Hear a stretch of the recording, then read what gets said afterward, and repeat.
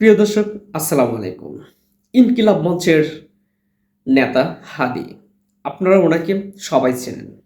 তবে ৫ই আগস্টের পর থেকে একমাত্র এই হাদী, ইনকিলাব মঞ্চের একমাত্র হাদী সোশ্যাল মিডিয়াতে এক তার প্রত্যেকটা কথাই, বক্তব্যই রীতিমতো ভাইরাল। কিন্তু কেন?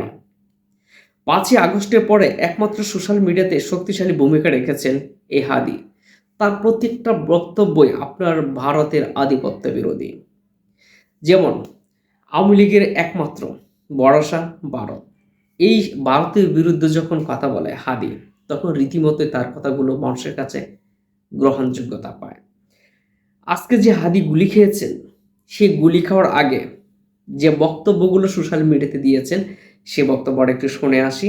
তারপর আপনাকে দেখাচ্ছি কে হাদীকে গুলি করেছে, সেই ব্যক্তিটার পরিচয়, সেই ব্যক্তিটা কে।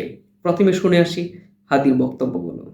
করে হাসিনার সাথে মিটিং করেছে, ইলেকশনের আগে বড় বড় ফিগারকে এখানে অ্যাসাসিনেশন করা হবে, গুপ্ত হত্যা করা হবে। পুরো এখানে ভারতীয় আধিপত্যবাদ এখানে সব থেকে বেশি অ্যাক্টিভ আছে।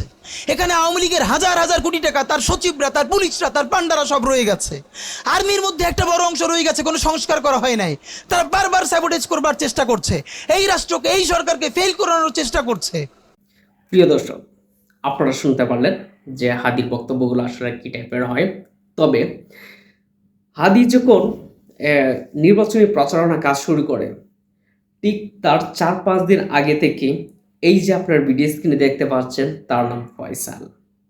নির্বাচনী আজ থেকে ৪-৫ দিন আগে থেকেই হাদীর সমাবেশে সে আসে এবং হাদীর সাথে পরিচিত হয়। তবে কখনো সে মুখ খোলে না, তার মুখে মাস্ক পরা থাকে সব সময়। সে এখানে হাদী কোথায় যাবে, কখন যাবে, কখন সমাবেশে যাবে, তার সব কিছু ডিটেলস এখান থেকে সে কালেক্ট করত।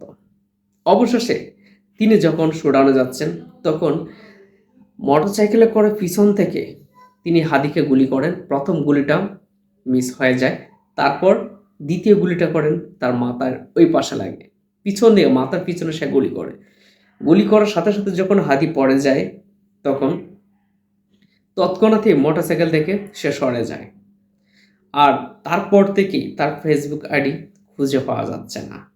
তবে এই যে এই ছেলেটার নাম ফয়সাল, ওই ছেলেকে প্রায় সময় দেখা গেছে যে আওয়ামী লীগের বিভিন্ন জটিকা মিছিলে, ঢাকা শহরে বেশ কয়েকটা আওয়ামী লীগের গণসংযোগের মধ্যে তাকে দেখা গেছে জটিকা মিছিল করতে।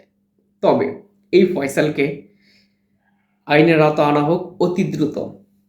প্রিয় দর্শক, এই ফয়সালকে গ্রেপ্তার করা হোক এবং উপযুক্ত বিচার করা হোক, উপযুক্ত শাস্তি দেওয়া হোক। আপনাদের মতামত অবশ্যই কমেন্টে জানাবেন।